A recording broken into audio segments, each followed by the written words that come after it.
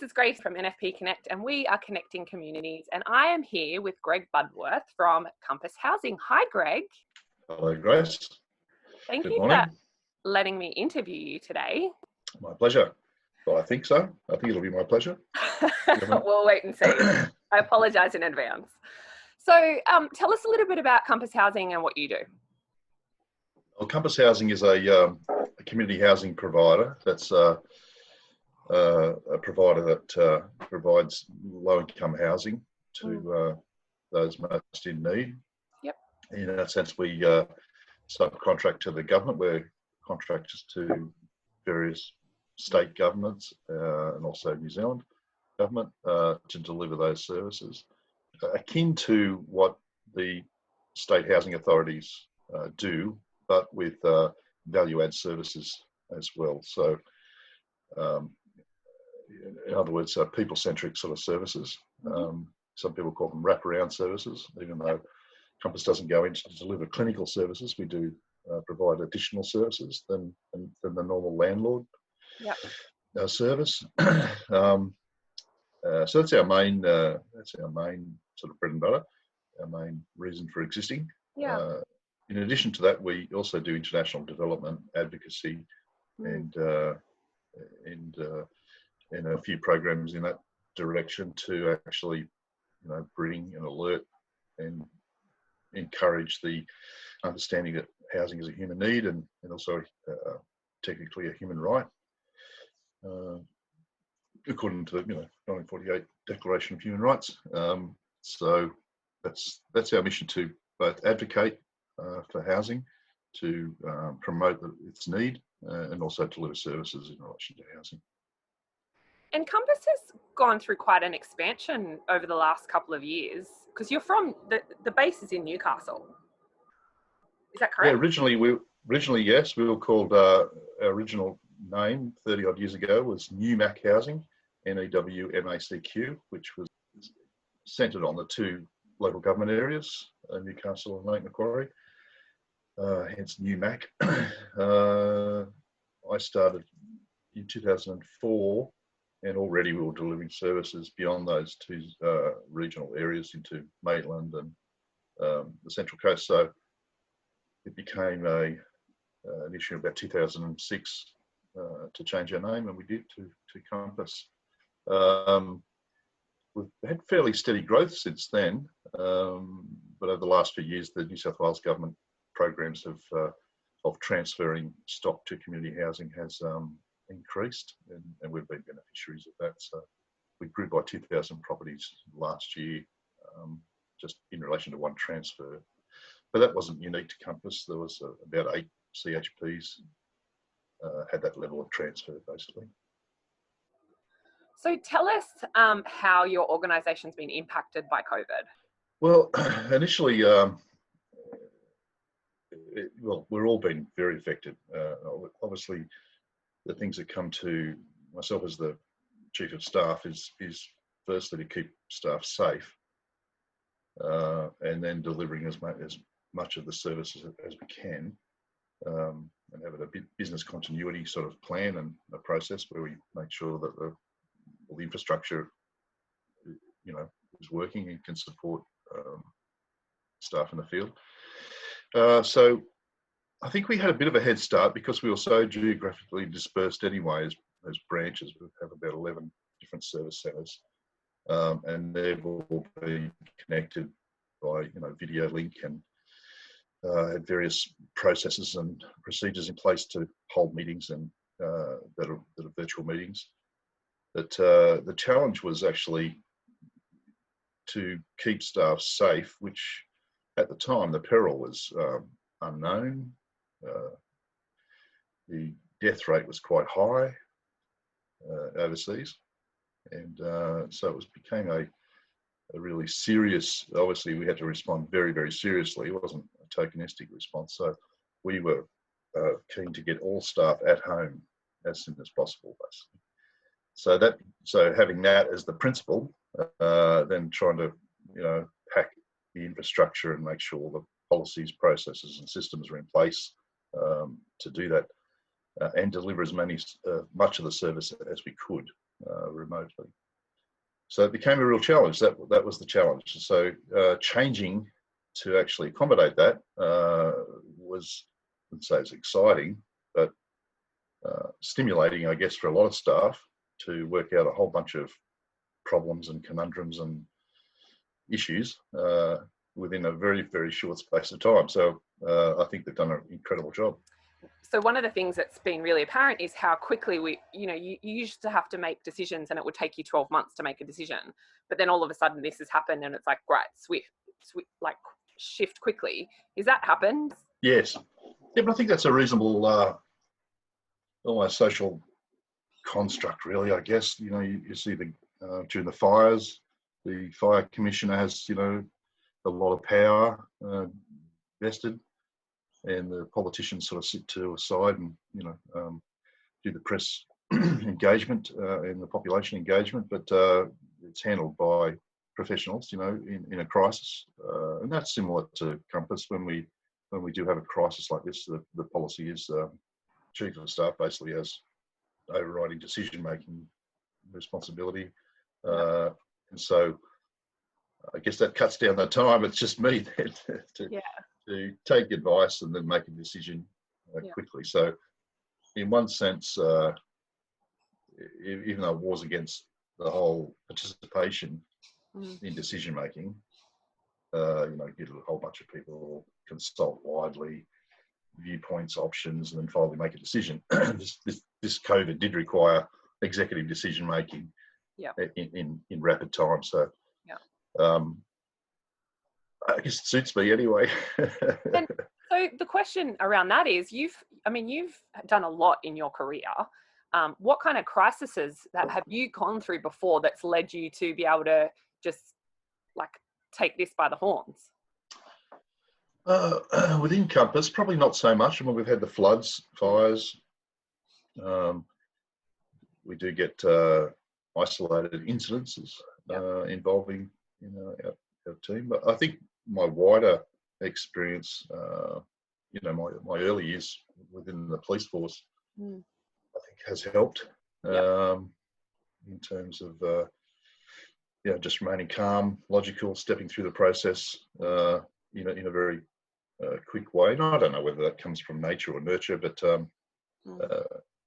those police experiences and those crises, those traffic accidents or domestic or sieges or whatever, they all you have the same sort of process mentally to go through to organise what needs to be done. So that's probably helped. Yeah, absolutely. So what have you learned or are learning through this process? I'm learning just how much technology is playing a real part in the future of organisations. I mean, it has in the last 20 years for sure, since the internet. But just the rate of new products and new opportunities that come through technology is it's hard to keep up with. But going through this crisis, we had to really lean on that to 100%. So it was there, it was available, it wasn't hard to install. Staff training didn't take too long. So I just think the future is quite exciting, really, for the sort of association with all sorts of new technologies and opportunities. So I think it's given us a taste for that, to go on with that sort of evolution. So in that, like actual sort of examples of that, what does that look like? So from where we've come from to where we're going, what are some of the examples of that? Well, they're easy ones like video, Zoom and all those things, Microsoft Teams and LifeSize. We've got a whole bunch of platforms that we've had to interact with because our stakeholders have different platforms, and all that's been accommodated quite well. I think the hardest thing has been our own internal system. We've got an IT system called Green Tree, which houses all of our tenant data and all of our interactions and a whole bunch of stuff like that. So, and I can't say I'm that familiar with it. In a sense, I sort of get to a certain level in the organisation. I don't even know how to write a receipt now. If you gave me money to You know what I mean? So I'd have to go and ask someone, is there, how do we do a receipt? And there's a bunch of things like that, but the internal system required a lot of input from our IT section to actually get it to a place where all could access it quite well from home and interact with each other. So the virtual meeting side was pretty easy, really. It's our own system that we had to accommodate. So those changes, those extra security provisions, more software to be added to it. Some software is compatible, some isn't compatible. Going through the motions, doing the transfers and all that sort of stuff. So it was more an internal, and I won't bore you with details on that. It was more an internal software application that required engagement from staff from home, which was the trickiest. Yeah, right. What did you learn about your staff and clients through this process? It's a good question. What did I learn? I think the main thing that stuck out was you go through it. We've all probably studied change management and processes and all that, and it makes and pre-COVID, I guess you would go through any particular change that you wanted to do, and you go through the textbook sort of process of change management, and a lot of consultation, a lot of discussion, like I said earlier, a lot of input, and all that's good, a lot of participation, coming towards a decision, and people being affected by change. It's usually where most of the work is. It isn't just planning for it, it's actually engaging people to get on board with change without feeling overly stressed. So that's not that we've got a real precious staffing group, but just when you change systems and processes, it just adds to the whole change load, I guess, that people experience in life, and it can be stressful. And then you got your staff who will take forever to learn the new system, and you have others who are early adopters and they just get right into it. So that sort of bell curve of it's going to take ages to get the tail to actually participate in this change. What I learned was how absolutely resilient and swift changes can occur and can be accommodated by all staff if the context sort of accentuated that. So what did I learn? People can change and they can learn and adapt quickly if they want to. You just need to put them in a pressure cooker. That's right. I mean, housing is quite important, and obviously there's been a lot of shift with, economy issues and all that sort of stuff. How is housing, or what role is housing playing, through this process? Well, there's two parts to that. One is that people that are homeless, people that are couch surfing, they don't have a home. They're insecure housing.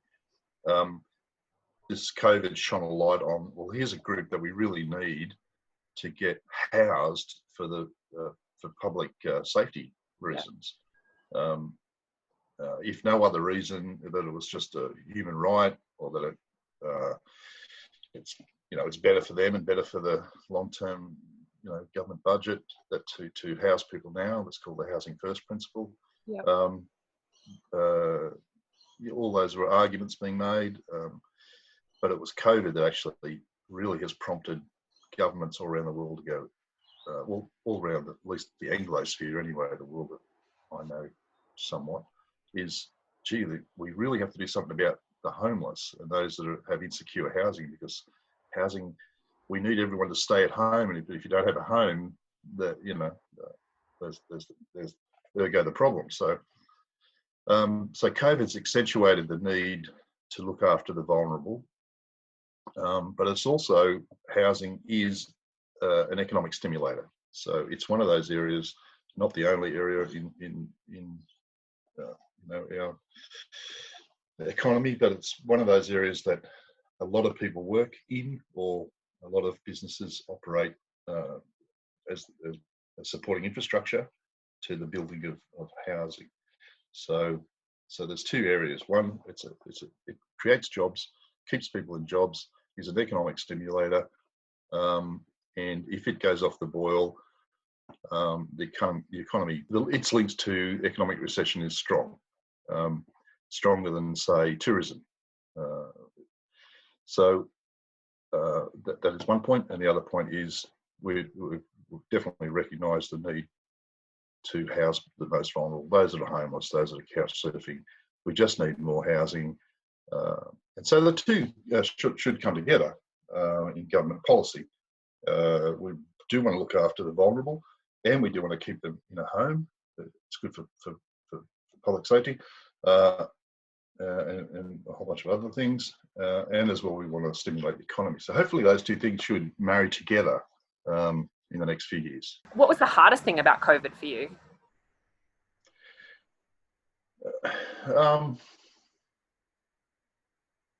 Just the logistics, just having to take control of everything, and work out all logistics and administration, not only just with staff but stakeholders, board. There's a lot of people to be brought together, and to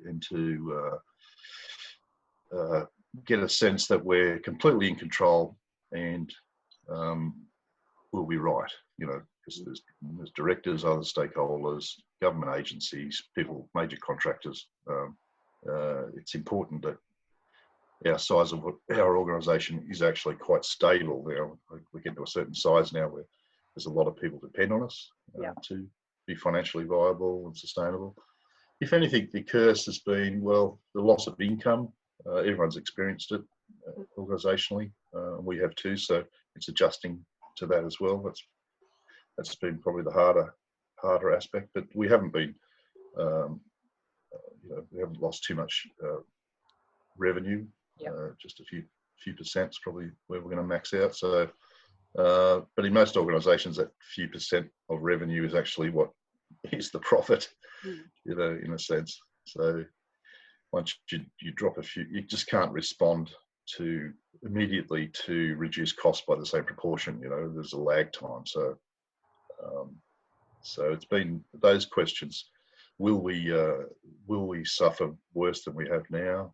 Will we have to, downsize? Will we have to cut costs in other ways? There's been a lot of, discussions and meetings and issues behind the COVID scene, basically, that underpins whatever direction I give or whatever plan we implement. So I probably think the hardest thing's been the, scores or hundreds of hours of just chatting through all different scenarios, and each thing as each COVID experience pops up. Thankfully, the curve has been flattened and we're getting back to normal. So I'm looking forward to that. Yeah. Any advice for leaders in similar situations like yours to get through circumstances like this? Given your history, you've got police force, ministry. There's lots. Any thoughts or advice for another leader? It's always, social science and leadership and all that is always to do with the context and any statement you make, or does it apply to most people, some people, none, other people, just you? Sometimes you just don't know. But if anything, I would say make sure, if you are the leader, take charge.